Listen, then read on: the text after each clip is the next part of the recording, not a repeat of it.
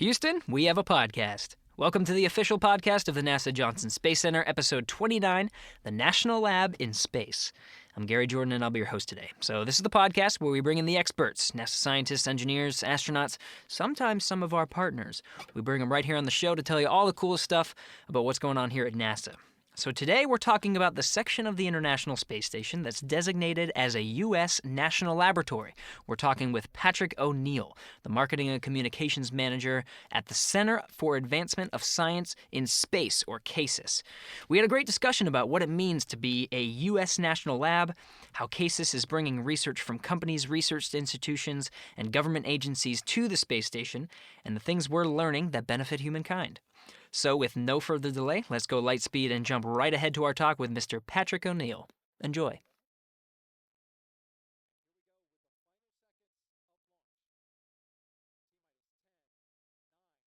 T-minus 5 seconds and counting. Mark. All launch commit lights are correct. There she goes. Houston, we have a podcast.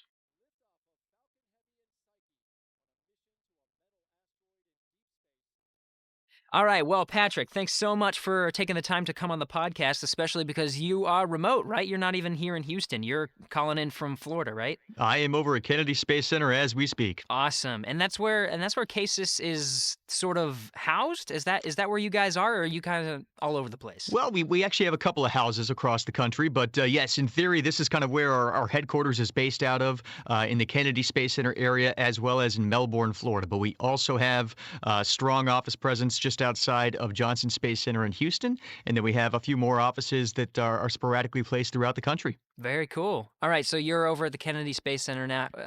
Kennedy Space Center right now. So how's the weather over there? The weather right now is it's a tad cold. We had a little cold front come through, so it's nowhere near as bad as it is in places like the Northeast. But we actually had to turn the heat on, and that's something that is a rare occurrence here down in Florida. Yeah, over here the weather has just been absolutely crazy. I'm sure you've been paying attention. But this past week, we had like ice and freezing rain, and all the roads were covered in ice, and Houston just doesn't have the infrastructure to deal with that. So we just, the center shut down. The South can't really deal with that stuff. And right now it's freezing right now. We're in the studio, and the studio is always cold, but it's like, 30s right now, which is, I'm sure the people in the north are thinking, man, that guy is definitely a baby when it comes to the cold. But when you're used to 60s and 70s in the winter, this can definitely get to you. Well, being in Florida right now, it's 55 when I hopped out of my car, and everyone is bundled up as though it's 15 outside. So I think that we are certainly living in first world problems as well. I've seen that before. I've been to it was an air show out at Ellington Field one time, and it was low 60s and not a cloud in the sky, absolutely crystal clear day, and I was wearing shorts and a t-shirt because the sun was beating, and I thought it was a hot day, especially on the tarmac. But you had folks that were bundled up as if it was a cold winter day, and I could not believe it. Low 60s, and they were bundled up. It was crazy. Can't take them anywhere. Okay, but we're not connecting, from across from Houston to Kennedy to talk about the weather. We're here to talk about the U.S. National Laboratory, and you, being the Marketing and Communications Manager of CASIS, have a pretty good understanding of just CASIS as a whole.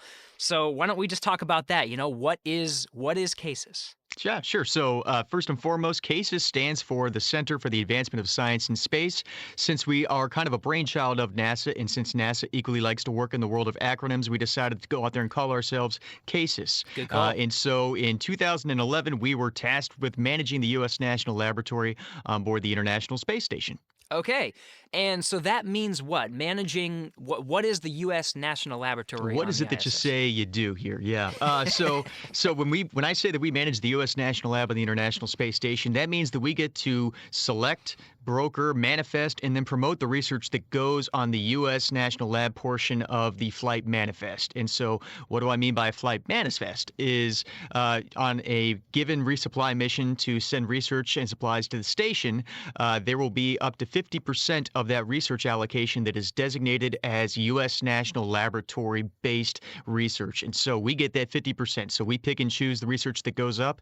And within my role, I get to work alongside you and other folks at NASA to help communicate the benefits of the research that is going to the space station. Okay, I see. So the U.S. National Lab is a NASA thing, and then CASIS is the industry that manages it, I guess. I would say that the U.S. National Laboratory is a U.S. thing. U.S. thing, I And see. so a little bit of background on how the space station ended up becoming a national laboratory.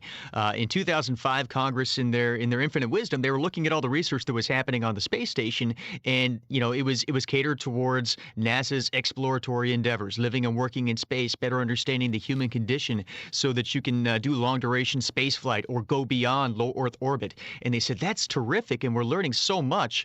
But there's also so much more that we could be doing on the space station. What if we were to open it up to all sectors of the research community, whether that's Fortune 500 companies or innovative startups, academic researchers, student investigators? I mean, there's so much that we can do on the space station. So what if we turn it into a national laboratory and really kind of see what this thing is capable of from a research perspective, and see if we can't use the microgravity environment to benefit life on Earth? So in 2005, that's kind of how we got with the concept of a national laboratory. And then in 2010, I want to say, Congress worked with NASA saying, we need to have a non-NASA entity, a nonprofit organization, manage the research on this U.S. national laboratory. And so in 2011, CASIS was selected by NASA to manage the national laboratory, and we have been assuming management of the national labs since that time frame. There you go. Okay, so what was originally a laboratory for NASA to do NASA research now is opened up to. Is it anyone, or is it just people in the U.S.? And that's a great question. It is open in theory to anyone. However, you have to have U.S. subsidiaries or U.S.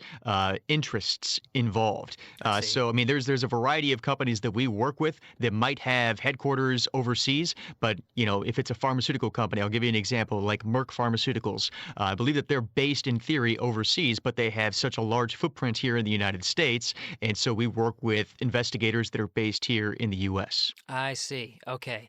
But then they can they can go through CASIS. CASIS will manage getting whatever research that they want to do up on the International Space Station, because it will eventually benefit the, U.S. citizens. Right. And what I would say, the caveat again is that the research that we manifest and broker and send to the space station and then send back down to the space station in some cases, again, the caveat always has to be that there has to be a tangible benefit for life here on Earth, as opposed to, again, NASA is much more focused on exploratory research endeavors. How about that? Okay, and you said 50%. That's a decent amount of research. So how That's are a, you? that's a pretty good chunk of change, right? Yeah. Especially, I mean, you got that balance of I guess there's a lot of human research that goes on that the astronauts do to themselves, right, to understand what is happening to the human body in space. And I'm sure there's other human research elements that are being done for people here on Earth, right? Or maybe it kind of even translates just the NASA studies and the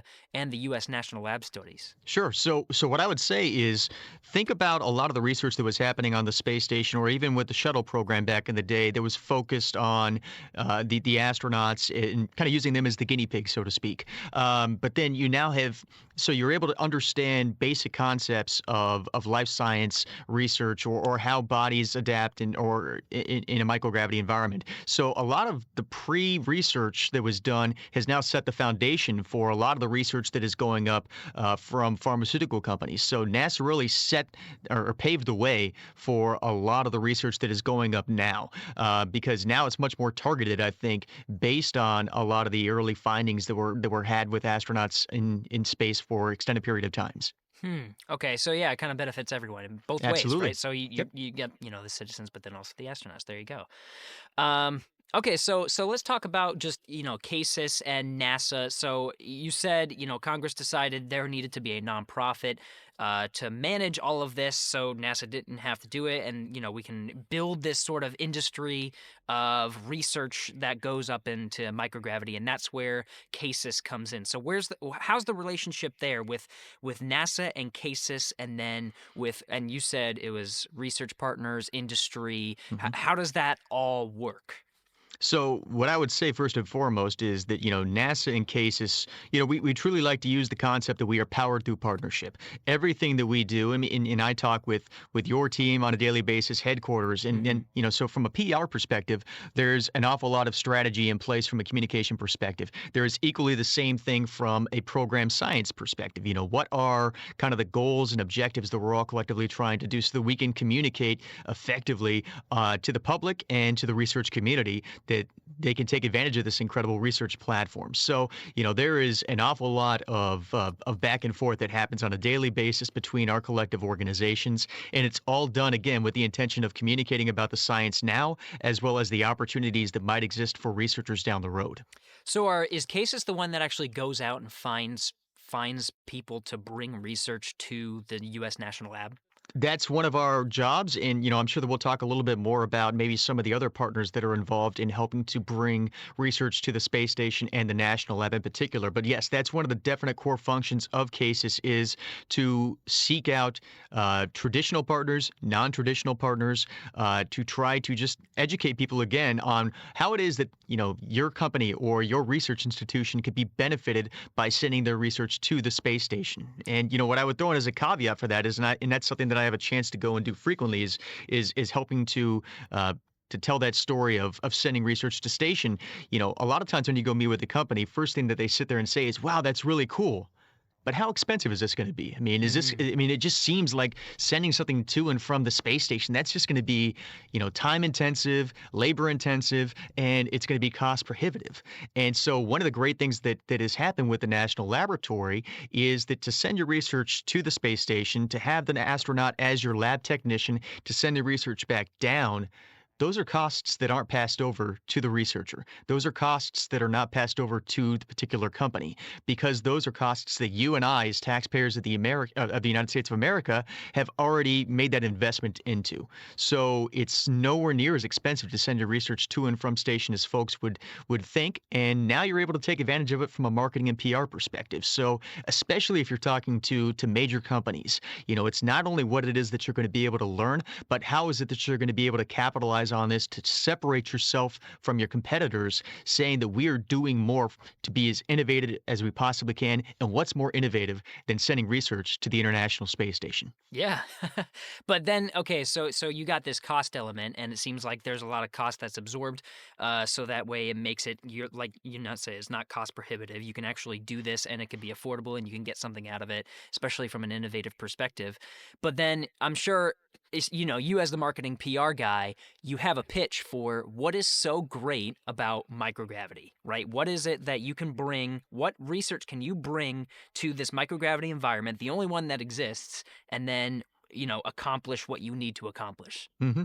Yeah, and so you kind of touched on it. I mean, microgravity in and of itself. I mean, the fundamental variable that we are all familiar with here on Earth is gravity. It's always around us at all times. I mean, there might be instances where you could potentially take it away, but not to the level that you can in a microgravity environment like the space station has. And so now, you're able to really look at things in an entirely different dimension than you've ever looked at research previously. And it doesn't matter what type of research: life science, physical science, material science, Earth observation, remote sensing, technology development. All of these are scientific factors that here on Earth, again, there's gravity, whereas up there, absolutely not. You don't have that same level of gravity, and you have an opportunity to have your research exposed to this microgravity environment for 30, 60, sometimes longer than that days. And so from that, what is it that you're able to learn when you are looking at things entirely different than you're used to in your typical laboratory setting? Sweet. Okay, so there's been a lot of research already that has been sent up to the International Space Station, and there's been experiments that have been exposed to microgravity. So what are some of the things we're finding? What are some of the cool things that you can get out of sending your stuff to microgravity? Well, I think we're going to need another podcast for that one. I mean, it's but again, I touched on it in my previous answer. It doesn't matter what type of scientific discipline you're focused on. I mean, microgravity has the ability to enable findings that just, again, you're not going to find anywhere else. And one of the cool ones that came out last year, I want to say it was last year, was we brokered an investigation with Kentucky Space, and they sent planarian flatworms to the station, and they were looking to just kind of see how these worms regenerated in a microgravity environment, and they got a pretty peculiar result when one of them came back with two heads, and something like that. It's just you would just not think that would be the case. And now all of a sudden you have these worms on station for 30 days, they come back down, and then they just decide that they want to regenerate in entirely different ways. So that's a perfect example. We've sent a variety of rodent research investigations to the station, and we've done that for multiple reasons. I mean, first and foremost, rodents represent a model organism that you can take advantage of, and their growth pattern is nowhere near as lengthy as ours. So if you're able to have rodents on station for 30 days, that might be the vast majority of their adult life. And one of the reasons that you would send rodents up is based on using the astronauts in the past, muscle wasting, bone density loss are greatly accelerated in a microgravity environment. So it almost truly accelerates that aging process, so to speak. Mm-hmm. And so you're able to kind of do that similar type of research on a rodent, for instance. And if they're on station for 30 or 60 days, that might be, again, the vast majority of their adult lifespan, because of the fact that they're in space, and it kind of accelerates that growth or aging process. So what can you do from a muscle wasting or a bone density perspective when it comes to research? And how can that potentially help the aging population here on the ground? Or how can it help those that have been wounded in battle? I mean, those are the types of research investigations that have been happening on station and will continue to happen on station, because it's all about trying to improve the care or the lifespan or the quality of life for those of us here on Earth. All right.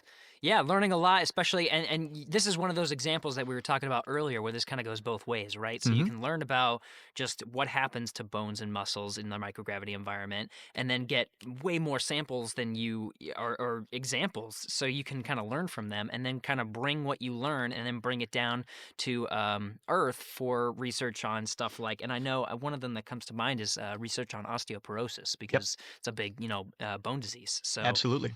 Yeah. Now, I'm sure when you say you take your research and you send it up to space, right?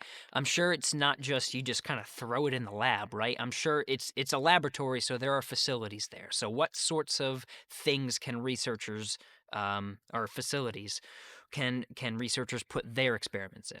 So, and I think that's a great segue, because to your point, it's not just as easy as just, throwing it up there and seeing what happens. Anything that goes to the station, first and foremost, has to be sent up in flight certified hardware. And so when I talked earlier about, the flight up, the flight down, the astronaut as your lab technician, all of those are costs that are not passed over to the researcher. So then that leads to the question of, well, what is the out-of-pocket cost that's going to be passed over to the researcher? And it's sending your research up in that flight certified hardware. And there are multiple companies, and this is one of the great things about Station 2, is it's not just a research angle, it's an opportunity for companies to be able to validate their research facilities, their ability to send research safely to and from Earth to a microgravity environment. So it's really kind of spanning a lot of different areas of opportunity. But as far as research facilities on station, there's a lot of things that are very similar to that of your normal lab here on the ground. I mean, so we talked a little bit about rodents. So we have a rodent research habitat. There's centrifuges. There's a 3D printer that is on station now.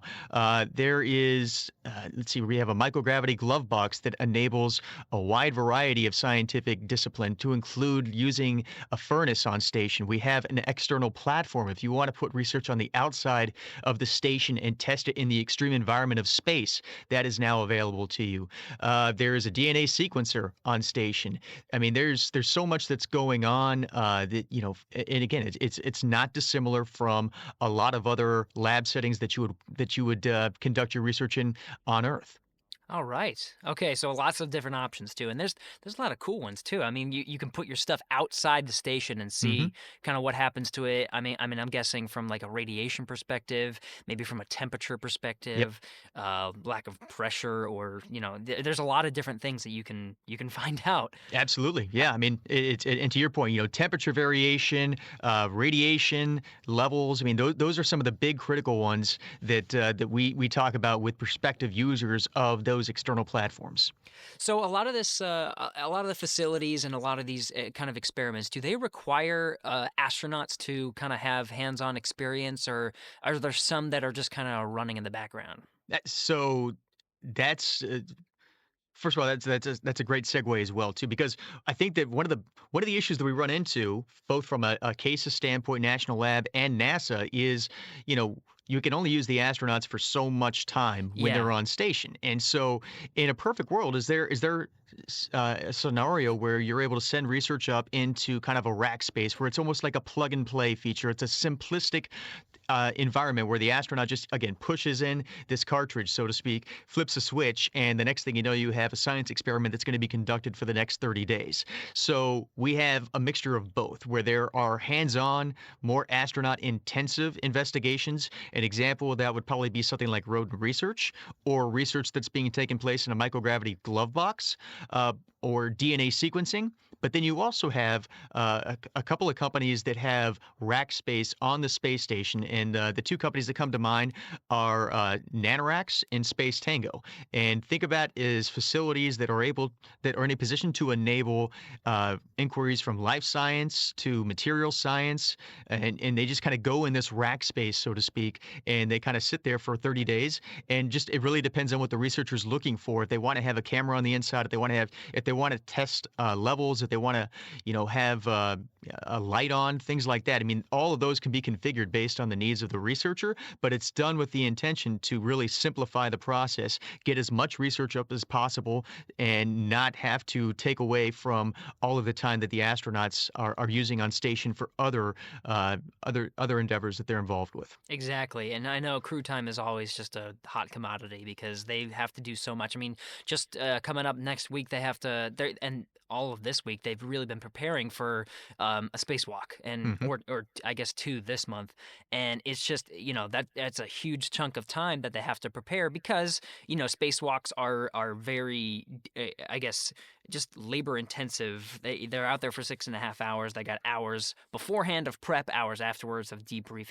It's a long day, and everything has to be coordinated down to like the minute. I guess you can even say second, but I'll just say minute, to make sure that the whole time is absolutely maximized. So they dedicate all this time beforehand, and then that they don't have as much time for research because they have to do everything up there. Hmm. There's no astronaut and then a lab technician and then plumber. They are all three of those things. So it's crazy that all the what they have to do. So I guess that's kind of helpful when things kind of run on their own. But you're right. There's stuff that if you're going to sequence DNA, you actually have to inject it. You have to have an astronaut go in the glove box and put something in a DNA sequencer, or actually work with the rodents in the habitat. So I mean, finding that crew time it can be a little bit challenging. At times, I'm guessing, right?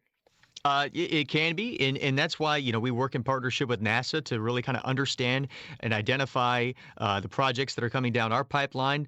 Conversely, with what it is that is a priority for NASA, so that way, whenever we do send research up, we are able to maximize everyone's collective time. Okay, cool. So that thought makes me think of, or kind of lead to, the whole process of getting research on board the space station, right? You said kind of your process. So what is that like? Now, let's say you've gone out, you've connected with an industry or with a researcher, and they want to get something on the International Space Station. What does that look like? So, in the way that it would work is first and foremost, if you do want to send research to the space station, you got to submit a proposal. Mm, So you have to submit a white paper that basically says, "This is what I want to send to the space station. This is why I think that microgravity can enhance the findings of what it is that I'm presently doing on the ground."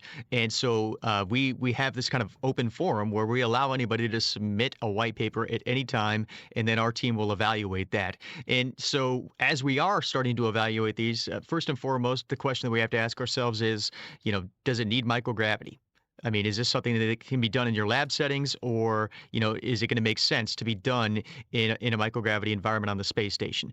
Second of all, is it operationally feasible? Is it something that we can put into a facility that already exists on station? Is it something that's going to be safe to be on the space station? We don't want to endanger the lives of the astronauts. So and then once we're able to kind of identify where this payload might end up going once it goes to station, then it passes over into kind of the meat and potatoes, which is the science portion of it. Okay, what is the science relevancy of this? What is the tangible impact for benefiting life on Earth? And then all of these are, from a science perspective, evaluated from our science team as well as subject matter experts that are not CASIS employees. Because again, at the end of the day, we are good stewards. We want to be good stewards of this incredible research platform. We don't want to be looked upon as just picking and choosing our favorite research from a Fortune 500 company. It's about science and science relevancy. And so once you kind of go through that portion, then it segues then into working with NASA, working with hardware partners that again we mentioned earlier, like the flight certified hardware portion. So teaming up the researcher with a flight certified hardware partner who can take that concept and morph it into an actual experiment that can go to station, then we manifest it, then it flies up, and then it gets, the research gets conducted. And then in some instances, the research comes back down for further evaluation. And then in other instances, it either stays on station for an extended period of time, or eventually it will be put into the Cygnus capsule, which then burns up in the Earth's atmosphere when all the research is done on orbital ATK missions. Okay. And then the way it gets back is SpaceX, right? SpaceX is the return vehicle. Yeah. Yep. Yeah. So SpaceX is the return vehicle presently, but then hopefully in a couple of years, we will be able to have our friends over at Sierra Nevada, which will equally be in a position to send research back down to the research community. Oh, that's right. Yeah, they have a return capability too. Okay, cool. Yeah, no, a lot of different options. All right, so you get this proposal, and then you're connected with flight hardware, so you can kind of fit your experiment in this flight hardware and make sure everything is going to be working. And then you kind of work with a commercial resupply company to actually send it up to the space station, right? Right. So, think of SpaceX and orbital ATK is kind of the transportation to and from, but all of it's not as though we work directly with SpaceX or orbital ATK. We actually work directly with NASA to identify the various payloads that are going to be going up. Because again, at the end of the day, there's only a finite amount of payload space that we all have, and so it's working with NASA to understand the research priorities that they have on a particular mission, and us then being able to sit there and say, okay, we want to put these number of projects in. How is that going to coincide with the research that NASA wants to send on this, called orbital ATK mission? Okay, cool. Yeah, a lot of players in there. I mean, you got CASIS, NASA, commercial partners, flight hardware providers, researchers, Fortune 500 companies. Oh my gosh, this can get pretty expansive. Is it? It's clear as mud, right? Is it? So how has this evolved over the years? Has this been kind of a growing thing, or did it kind of explode all at once? What's the story behind this whole industry? I would say it's a very growing thing. Okay. I've been lucky enough to be with CASIS for just about 6 years now, which is the vast majority of the lifespan of the organization. So, I've been privileged to kind of see how this has evolved over time. And I can say that when the ISS National Lab was first created, I think that there was a notion that overnight you would just have all of these companies and researchers that are like, oh my gosh, I can't wait to send research to the space station. But that wasn't the case, and I think that we've realized that and recognized that very early on here at CASIS, that the companies didn't know that they could access station. The researchers didn't know they could access station, let alone why they would want to access station. What could I learn in microgravity that I can't learn in my own lab?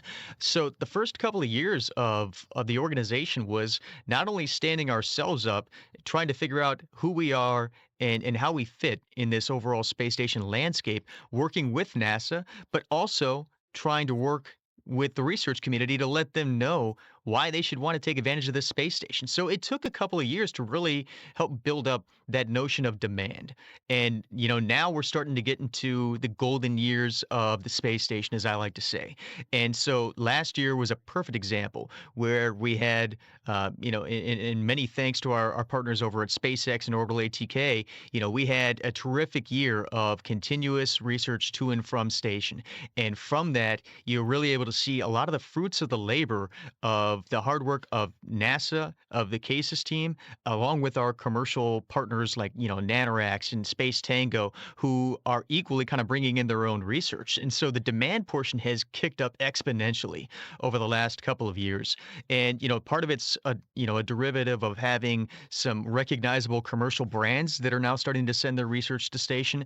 And part of it's also just, over time, enhancing how it is that we put together our pitch and educate people on how they could take advantage of stations. So it's been a process, but I would say that it's been an incredibly fun and unique process for all of us to be involved with. And now we're really able to again kind of enjoy the fruits of the labor. Yeah, exactly. This is, I mean, if you think about it, it's all kind of new, right? I mean, you think about things going to space. That's a NASA thing, right? You're talking about space agencies, international partners, like these big time players in the space world. But now, now you're going to open it up to so many different people to actually send stuff to space. And the space industry itself, I see it all the time, just constantly growing and people talking about it. It's kind of cool to see this thing kind of grow, expand, and mature, I guess. Well, on top of that too, I mean, it's funny. I was reading an article the other day where they were talking about the emergence of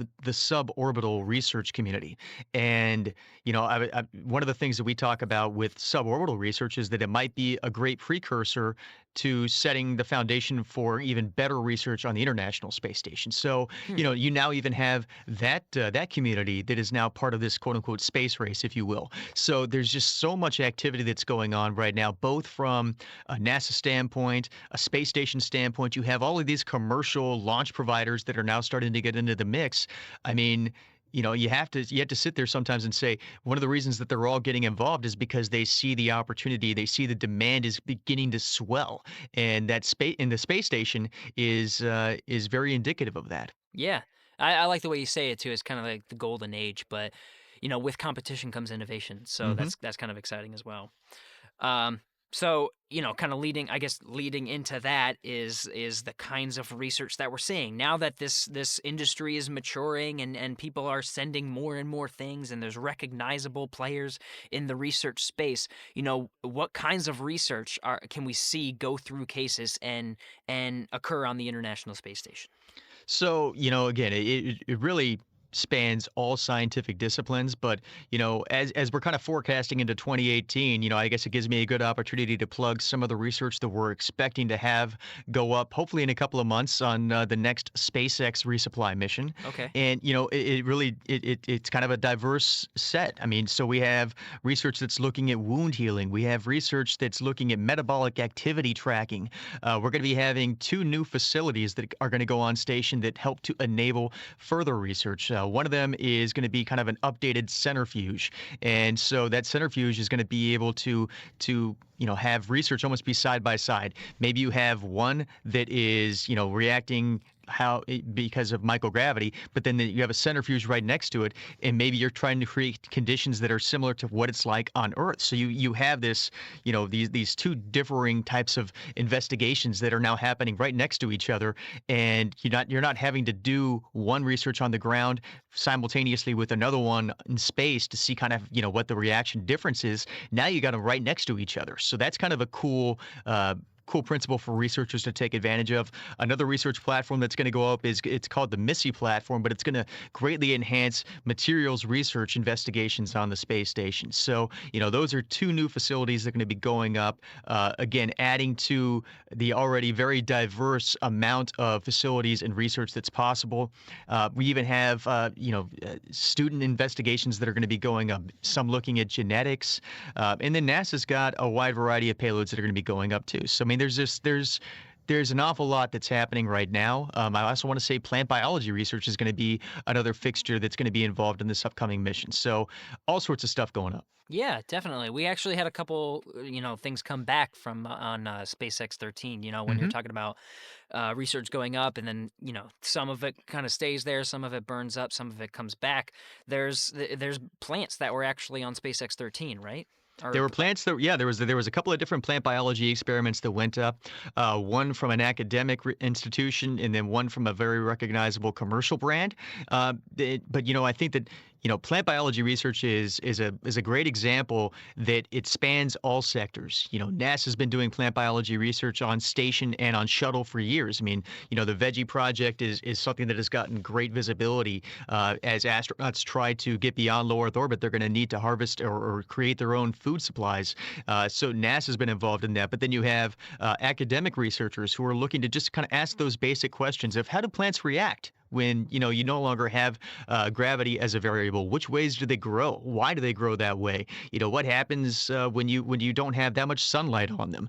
How do they react? But then you also have commercial companies that are now sending plant biology research experiments to station with the intention of improving agricultural processes here on the ground. But again, it's really hitting on so many different areas now. I mean, again, it's whether it's government organizations, academic researchers, commercial companies, and all of that in some ways is kind of what you want with a national lab. You want a variety of thoughts and ideas for how to tackle various types of research. Yeah, definitely. I think Veggie is a great example because Veggie is a facility, right? So Right. it's a place where if you need to do plant research, this is where you're going to do it. It's one of the places on the space station where you could do it, and it's just from kind of playing with plants in space that they've come up with.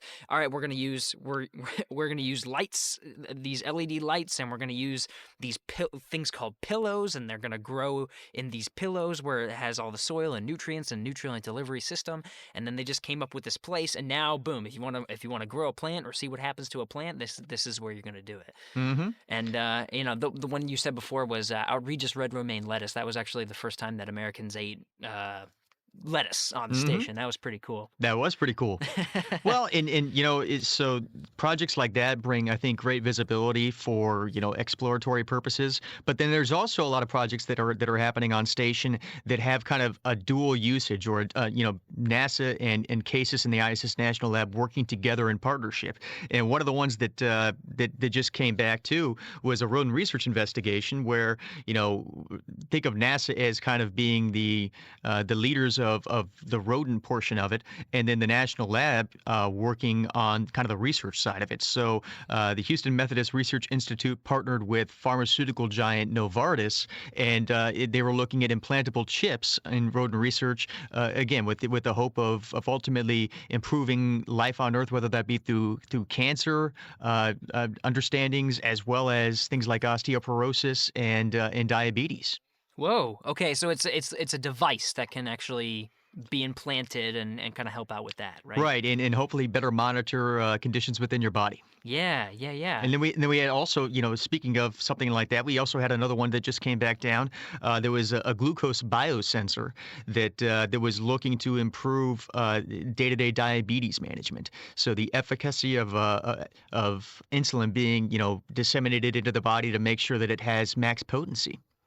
Okay, yeah. So a lot of a lot of these medical kind of industries kind of in this space, right? Yeah, Right I would now. say, think about it like this too. It's almost, like low-hanging fruit, if you will. So we see an awful lot of pharmaceutical companies that have been involved in life science research on station. But again, a lot of that kind of predates the national lab concept, and was really kind of harkening back to the research that NASA was doing specifically on the astronauts living and working in space. And then, some of those basic understandings now being passed over and allowing the private sector to be able to take advantage of some of those early findings and now incorporate that into their research. They can hopefully create therapeutics or drugs that can improve patient care here on Earth. Nice. All right, so the glucose biosensor one, that one was I saw a picture of it. It's like super tiny, right? It can fit Yes, on your finger. just a So little guy. yeah. So my question is what about microgravity makes the space station a good place to test that tiny little sensor? So it's not so much the sensor itself, but I think that it was more focused on the fluid flow of, kind of shooting out that insulin and making sure that Uh, it is as efficient as possible. So, you send this thing up with its the insulin or a mock-up thereof, and again, kind of see how that flows in a microgravity environment. Again, done with the intention of really maximizing every time that it kind of shoots out into your body. that's right. Okay, yeah, making sure that it's consistent, right? No matter where it is or what you're Not just doing or consistent, but that it's also giving you the most powerful and most effective kind of shoot, so that way it gets into your blood as fast as possible, and you're able to kind of go about living your life in a normal capacity, as opposed to maybe waiting 15 to 20 minutes. Maybe this is going to be much more instantaneous into your body. yeah, okay. Yeah, there's a lot of cool studies. Another one on SpaceX 13 that I'm thinking of. They're actually trying to manufacture fiber optic filaments, right? And try to figure Hmm. out, if like space manufacturing, right? Hmm. So I guess are they trying to build a space manufacturing kind of industry, and or just kind of test its capability on Earth and kind of the same thing, right? Make sure it's as powerful, as consistent, that kind of thing. Right. Yes. So our partners over at Maiden Space, they are also quite famous for having the 3D printer on station. They kind of wanted to take that next step into looking at on-orbit manufacturing capabilities, and so Okay. that's kind of where you're looking at fiber optic technology, which could potentially enhance. Uh, I guess a lot of the things that might be happening within the advanced communication or DoD type communities. So Maiden Space was looking to see how these filaments react in a microgravity environment. Can I grow them? More purely, so that maybe it's something that is grown in space, or harvested, if you will, even though it is fiber optic technology, but then taking that back down to Earth and actually selling that. So yeah, I mean, how can we use the space station as an ever evolving platform, not only for research, but also, again, for on orbit manufacturing capabilities? It really is kind of an interesting way to think about the space station as we continue to move forward. And there's going to be other companies that are equally looking to do similar types of on orbit manufacturing capabilities in the future. And that's it almost, again, that's when we're talking about the station, that's what makes it so exciting right now. It's not just research, and it's not just, you know, the commercial companies that are sending research up, or academic researchers, but it's companies being able to leverage microgravity to enhance their business findings and validate why it is that we need to continue to have a commercial presence in low Earth orbit, potentially beyond this space station. That's right. One of the things that always comes to mind when it talks about like growing stuff in space. The thing that I always think about is protein crystals, because Hmm. that one was kind of, I guess you can call, surprising, because they actually grew differently, and I guess you can say almost more perfectly, because they didn't have stuff weighing down on them. Was it a positive finding?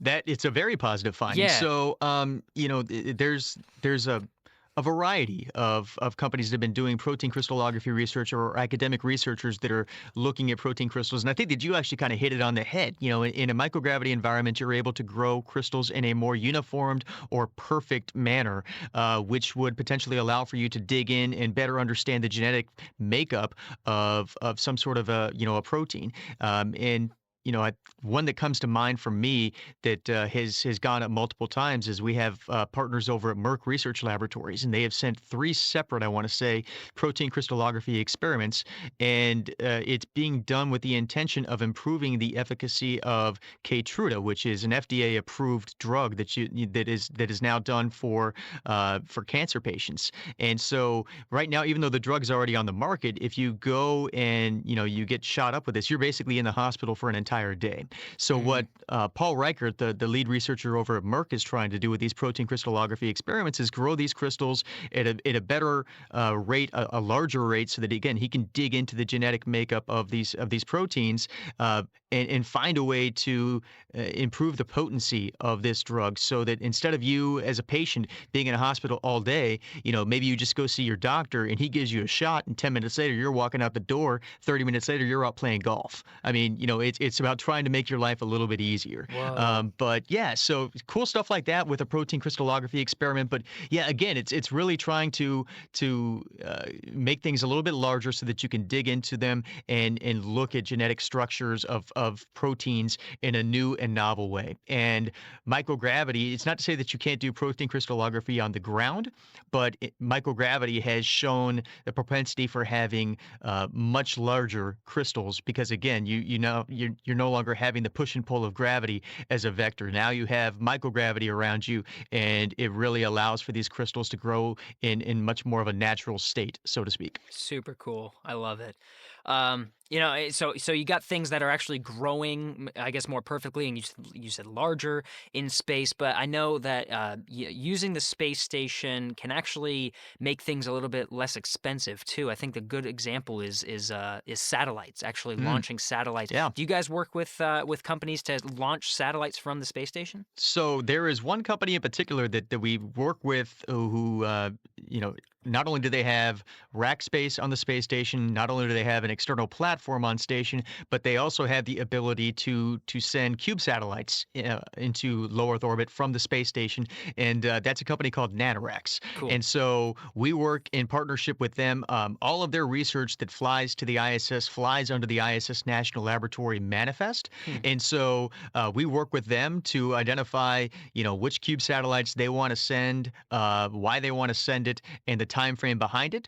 And so, that's a perfect example of it's not just cases as, going and securing research. It's some of these partners like a Nanoracks or a Space Tango who are working with researchers and equally kind of talking about why it is that they would want to send their research to station or jettison their research from station. And so Nanoracks is the entity that we work heavily with, who is responsible for, again, deploying those cube satellites. And they're called cube satellites because they are much smaller than like a satellite that you would normally think about, right? When you think of satellite, you think of like this giant floating dish in low Earth orbit, right? But they're much smaller. They are much smaller. Think about it as, your satellite being housed in a shoebox. And that shoebox just being shot out of the space station. And, maybe it gets a little bit bigger once it gets outside of the space station parameters, but maybe it doesn't as well. I mean, it just really depends on what the researcher's looking to try to do and how big they want to go. So what do these small satellites do? What are they capable of? Wow. What aren't they capable of, I mean, so I think when you think of satellites, the typical idea would be, Earth monitoring in some capacity. But, there was one that went up, I want to say it was on SpaceX CRS-13 or Orbital ATK-8, but it was actually E. coli was put in a satellite and sent into low Earth orbit to kind of see how it reacts and morphs in a microgravity environment. But obviously it's being jettisoned away from the space station, so I don't really know what the findings of that were. But something like that's pretty doggone cool. Where it's not just true satellite technology, but now sending life science into in a cube satellite and seeing how that reacts in the extreme environment of space. Sweet. So there's just like this fleet of shoeboxes just kind of circling around here. That's what I'm imagining. I don't know. But they're all doing all different kinds of stuff, right? They are doing all sorts of cool work. Yeah. Yeah. Very cool. All right. Lots of different research going on, and CASIS is kind of at the center of that, kind of managing this back and forth of research going up and down and all around. So that's awesome. I did want to kind of end with this cool contest that you got going on right now. Do you want to talk a little bit about that? Right. So, I get the fun job, I guess, where, I get to go out and talk with you about research at a very high level. But then also I get the opportunity to work alongside some truly unique partners who can bring great visibility to the space station. And also, I think that one of the areas I forgot to touch on earlier was that one of the key functions of CASIS in the National Lab is to help inspire, and engage the next generation of scientists and engineers. And Mm. so every year, what I'll typically do is I'll work with a unique brand to develop one mission patch that represents all ISS National Laboratory research. So last year, for instance, we worked with Lucasfilm, who developed a Star Wars themed mission patch, which was pretty doggone cool. All right. And then in 2016, though, and this is kind of where, long-winded response, where we're kind of getting with this contest.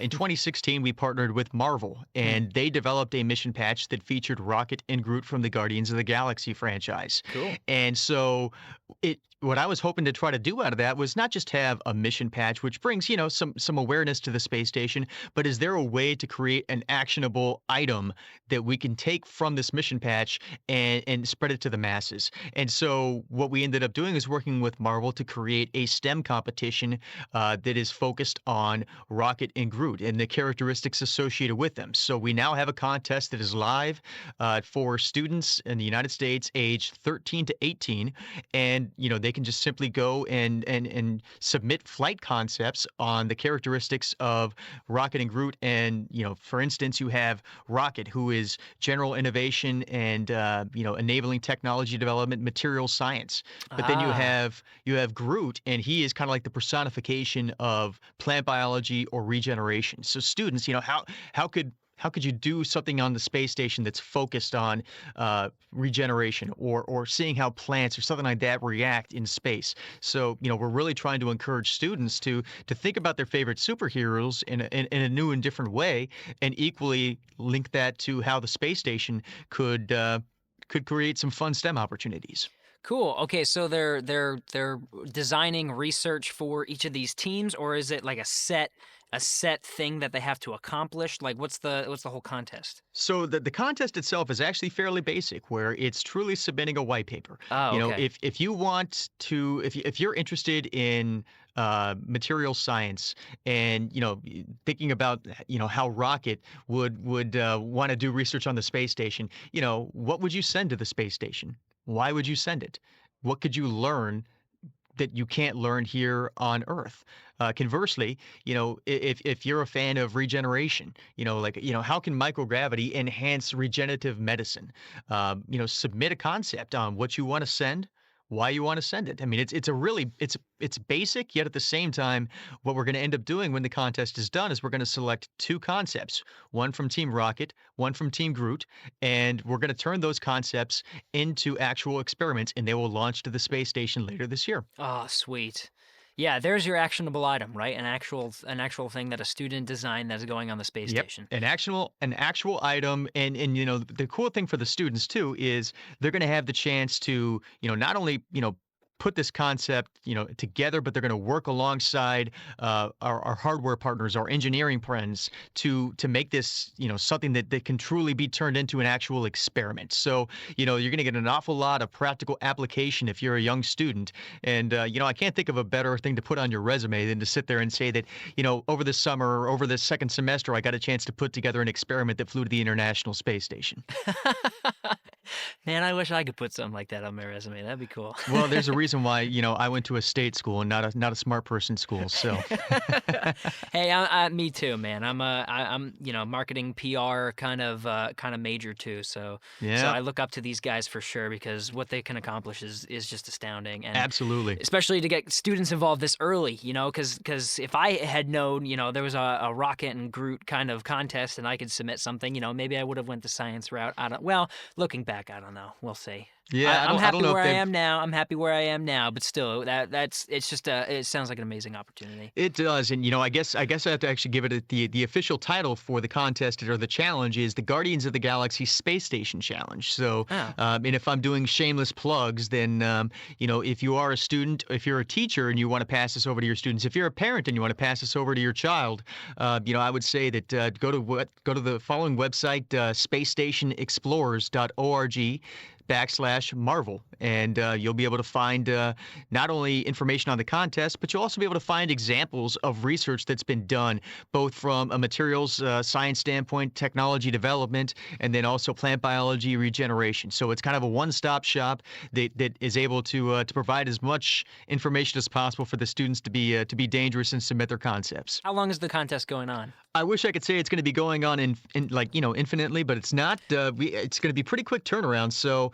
the contest runs until the 31st. So we have okay. about a week and a half to go. So, but again, it's what I would say is that it's a pretty basic submittal process. So we're not asking for the moon here. We're asking for a couple of paragraphs, and who knows? Maybe your paragraphs are going to be the one that gets selected, and you could be that lucky person that gets to watch your payload fly to the space station, and we can go and spread that to the masses and let people know all the cool research that's possible on station. Yeah, definitely. Okay, yeah, we're definitely gonna have to turn this episode around real quick so we can get this out, so we can get it out during the contest, but give people a couple extra days and a little extra promotion for it. That's so cool to send stuff to the International Space Station among all this other great research that's already up there and constantly going up and down. Like you said, the golden age of research on board the International Space Station. Patrick, thank you so much for coming on and talking about the National Lab and just explaining how this whole process, how this whole, I could say industry at this point, how this whole thing works. So I really appreciate you coming on. Absolutely, Gary. This was a lot of fun, and we touched on a lot of different subjects, and hopefully we didn't confuse everyone too much.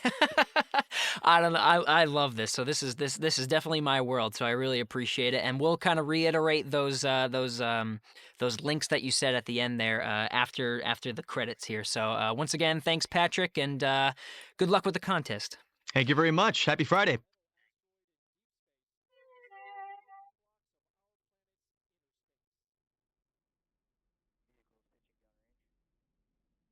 Houston, go ahead. Dock of the space shuttle. Roger, 0G, and I feel The fine. shuttle has cleared the tower. indeed for all mankind. It's actually a huge honor to break a record like this. Not because they are easy, but because they are hard. Houston, welcome to space.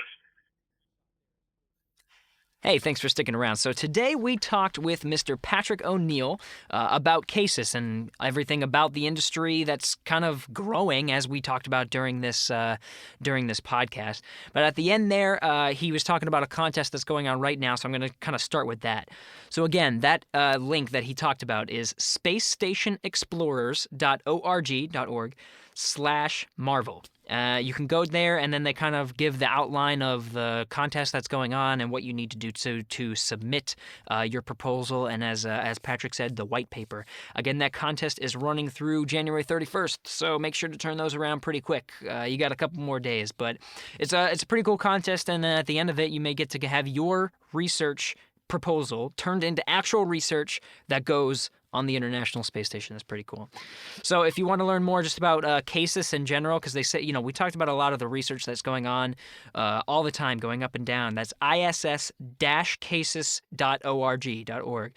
And that's their website. You can find out just more about that industry about that business, a little bit more about the industry too, but then all the different research that's going up and down. So on social media, CASIS is at ISS-CASIS, Twitter is at ISS_CASIS, and Instagram is at ISS_CASIS as well. Otherwise, you can follow the International Space Station, as we say, almost every show. That's International Space Station on Facebook, and then at space_station at ISS. That's Twitter and Instagram, as we always say. And then on the ISS accounts, if you use the hashtag AskNASA on your favorite platform, you can submit an idea for an episode of the podcast or maybe ask a question. Even if you do, honestly, we've done it before. We've seen questions and said, hey, that would be an awesome episode. Actually, I think the spacesuits episode, and then, a couple of them. And I think we have actually more coming up. Just make sure to mention in the hashtag AskNASA that it's for Houston, we have a podcast. So this podcast episode was recorded on January 19th, 2018. Thanks to Alex Perryman and Greg Wiseman and the folks at Kennedy Space Center, Lord Mathers, everyone over there. Thanks so much for connecting me and Patrick today and making this all come together. And thanks again to Mr. Patrick O'Neill for coming on the show. We'll be back next week.